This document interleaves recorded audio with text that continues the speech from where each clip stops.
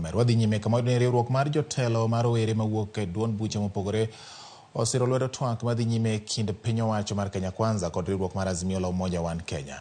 E twak margi kod jofwamb weche buore Nairobi, jotelogo kata kamano wacho ni twak nyaka chan e yo mongirore kendo nywando ji duto ma ok jotelo manok kende.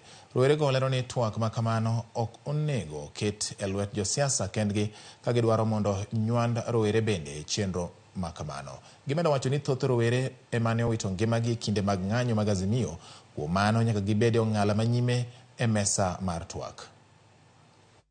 Basically, skills competition is a way of promoting and recognizing skills to young people who are going to be very critical to the development of our socio-economic development, and also to bring just and fair society through empowering young people.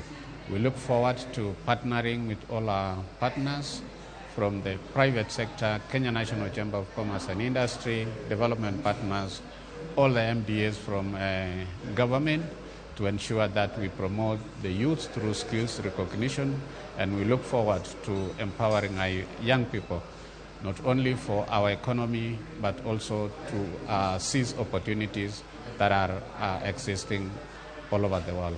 Thank you and welcome, and see you at Kenya School of Tigers. Ramogi